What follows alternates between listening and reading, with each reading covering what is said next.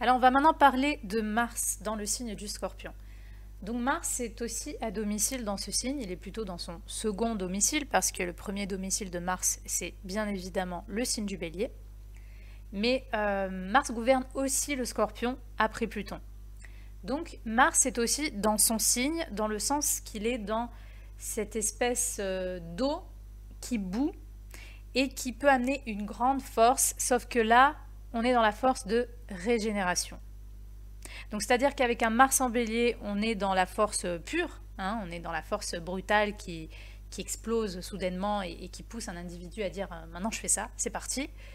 Et avec le Scorpion, on est plutôt dans la force de régénération, c'est-à-dire que la capacité qu'un individu a à se remettre déjà corporellement, énergétiquement, de se remettre d'une situation, d'une épreuve, et aussi psychologiquement évidemment. Donc voilà, de se remettre d'une situation, d'une épreuve. Et il y a toujours une très grande force, je dirais, intérieure. Un petit peu, on pourrait appeler ça la force tranquille.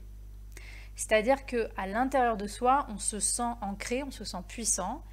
Et donc on a cet instinct de force naturelle qui nous pousse à faire les choses, mais avec une certaine maîtrise. Parce que là où le bélier, lui, est tout fougueux, le scorpion a un certain pouvoir, a un certain contrôle sur la façon avec laquelle il fait les choses, avec laquelle il passe à l'action. Donc avec un Mars en scorpion, on passe à l'action et on agit de façon très... alors maîtriser, j'en sais rien, dans le sens où ça dépend.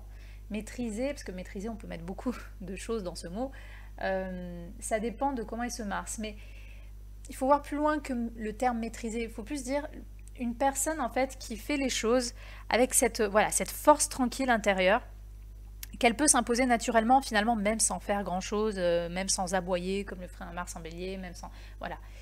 Il y a quelque chose vraiment de inné, c'est-à-dire que voilà, quelqu'un qui a un Mars en Scorpion, il suffit que juste il vous lance un regard, si vous l'embêtez, voilà, je veux dire, il fait rien techniquement, hein, il va pas comme un Mars en Bélier combattre, faire quelque chose, vous frapper et tout. Non, juste il vous regarde et vous avez compris que vous n'avez pas l'intérêt à en l'embêter. Vous voyez, c'est un peu ce magnétisme-là, c'est cette force, c'est pour ça que je dis c'est cette force tranquille. En réalité, elle n'est pas forcément tranquille parce que ça peut aussi bouillir à l'intérieur. On peut avoir des instincts. Mais alors vraiment, c'est, je crois que c'est les instincts les plus puissants. On peut avoir un instinct puissant avec un Mars en Scorpion, un instinct justement dans les mauvais côtés destructeur ou autodestructeur, parce que le Scorpion c'est l'essence même de la destruction, mais qui a pour but d'amener un renouveau.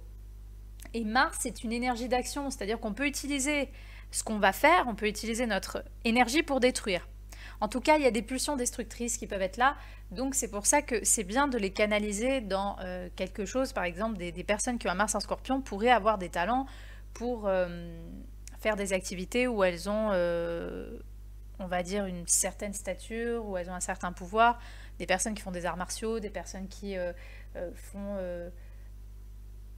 Alors, la première chose qui me vient, c'est tireur d'élite. Bon, je vais peut-être un peu trop loin parce que j'imagine bien que les gens qui vont regarder cette vidéo, ils vont pas se dire tiens, je vais faire tireur d'élite. Mais si vous voyez, il y a cette image-là un petit peu quand même. C'est-à-dire que on a affaire à des personnes qui ont une capacité à se battre dès qu'elles se sentent agressées. En fait, il y a un très grand instinct de survie, très très grand et une capacité à vite réagir, même peut-être avec les mouvements, hein, l'action, face au danger. C'est pour ça qu'on peut avoir des personnes, justement, qui, comme j'ai dit, qui adorent les arts martiaux, des personnes qui, je sais pas moi, qui travaillent dans la police, qui travaillent ou qui font des métiers à risque, jugés à risque, qui demandent quand même une certaine force déjà mentale, intérieure, et aussi une certaine force à avoir les bonnes actions et réactions lorsqu'on est confronté à un danger. Donc voilà, ça peut donner des personnalités qui ont cette force-là. Puis tout simplement, Mars en Scorpion peut mettre toute son énergie justement pour ce qui concerne la transformation. Donc on peut avoir des personnes qui aident les autres à se transformer, soit énergétiquement pour les personnes qui sont dans les thérapies par exemple, on peut avoir de très bons énergéticiens et surtout magnétiseurs par exemple, parce que Mars c'est aussi cette énergie qui sort de soi, qui circule en soi. Donc avec le Scorpion, on est vraiment connecté quoi, aux autres. Donc il y a une grande puissance énergétique intérieure. Mais voilà, on peut avoir des personnes tout simplement qui aident les autres à se transformer, c'est-à-dire, pareil, on peut aimer la psychologie, on peut faire des choses un peu dans ce sens-là, mais quand même, un Mars en Scorpion a une grande puissance, a une très très grande énergie et qui souvent, voilà, je le répète, vont l'aider dans des activités où il peut incarner cette maîtrise, ce contrôle, cette puissance vis-à-vis de certaines situations ou certaines personnes. Donc voilà, dans les bons côtés, cette maîtrise et cette force, c'est-à-dire que même s'il y a des épreuves, il y a des choses difficiles qui arrivent, il y a une grande force si on n'a pas un instinct trop autodestructeur ou qu'il y a d'autres choses du thème qui pourraient montrer cela. Au contraire, on va avoir une grande force pour se relever et avancer, pour aller de l'avant. On va vraiment être puissant en soi finalement. Et dans les mauvais côtés, comme je l'ai dit, on peut avoir de très très grands instincts destructeurs. Donc on peut vraiment, lorsqu'on est en colère, on peut être très méchant, on peut être très violent, on peut vraiment être très destructeur. Ça va pas sortir forcément aussi vite et aussi spontanément qu'un Mars en Bélier, mais ça va tellement puiser à l'intérieur que quand ça va sortir, ça va faire encore plus de dégâts qu'un Mars en Bélier. Et ça va durer sur du long terme. Donc on peut avoir de très grandes haines avec ce genre de positionnement, beaucoup de rancœur, beaucoup de pulsions, vraiment d'instinct qu'il faut absolument rediriger dans certaines choses. On peut être très très possessif, on peut être très jaloux. Il y a des personnes qui vont avoir une très très forte libido, une grande énergie sexuelle parce que je le rappelle, Mars c'est l'énergie libidinale et le Scorpion a aussi un lien avec la sexualité, c'est la pulsion naturelle sexuelle qui part vraiment de l'intérieur et qui peut aussi être motivée par des raisons inconscientes. Donc si vous voulez, vous mélangez ces deux énergies et ça donne des personnes qui peuvent avoir une grande sexualité ou de grands besoins. Dans les pires des cas, on peut avoir certaines personnes qui ont une vision ou une façon de vivre la sexualité avec une forme de violence. Il peut y avoir ce côté-là aussi. Et malheureusement, vous pourriez aussi avoir affaire donc à des personnes qui, lorsqu'elles ont ce placement, c'est des personnes qui ont peut-être vécu des abus notamment sexuels. On peut avoir ça aussi avec ce genre de placement. Par exemple, je pense notamment aux femmes parce que Mars c'est votre archétype masculin, donc si vous avez ce placement, Mars chez vous, c'est votre énergie, d'accord, parce qu'on a tous une énergie qui nous pousse à faire des choses, mais Mars c'est quand même le masculin, donc c'est le genre d'homme que vous risquez d'attirer.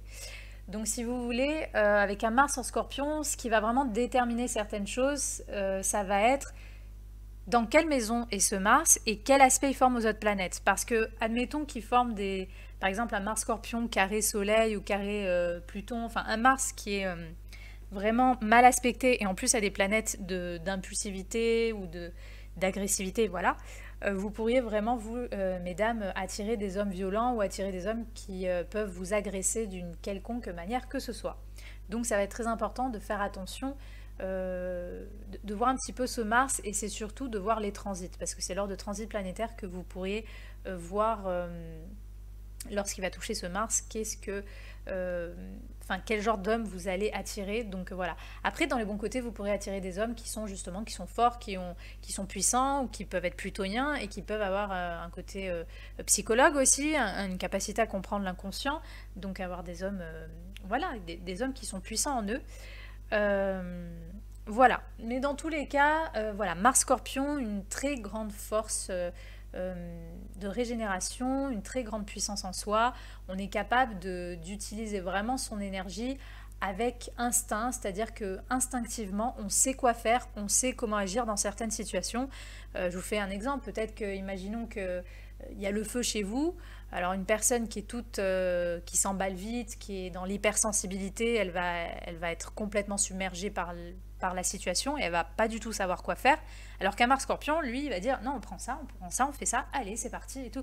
Il va avoir cette force de pouvoir gérer une situation difficile, voire chaotique, justement avec cette puissance, avec cette maîtrise, parce qu'on a affaire à des personnes qui ont une grande force naturelle.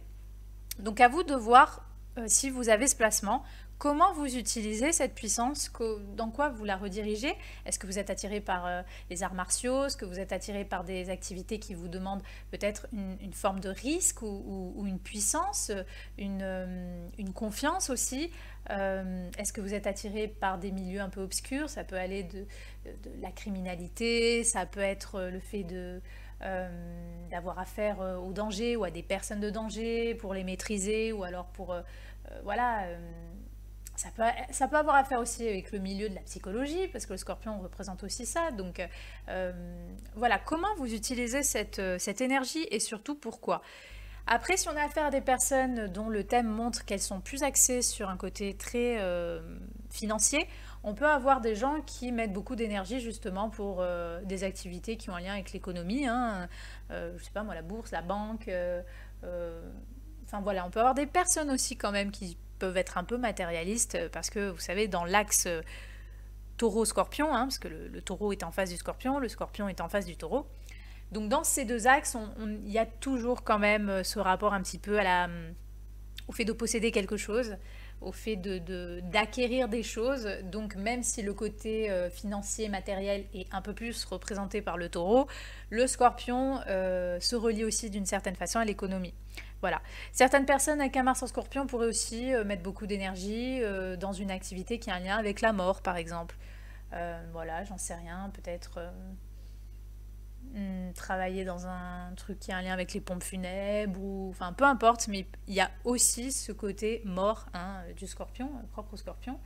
Donc voilà, à vous de voir tout simplement comment vous utilisez cette énergie, mais prenez conscience que vous avez une bombe entre les mains, vous avez vraiment une grande puissance, et cette puissance, vous pouvez la faire exploser pour le pire, ou pour le meilleur, et peut-être justement pour protéger les gens, pour savoir comment réagir dans certaines situations difficiles. Donc voilà, utilisez cette énergie à bon escient.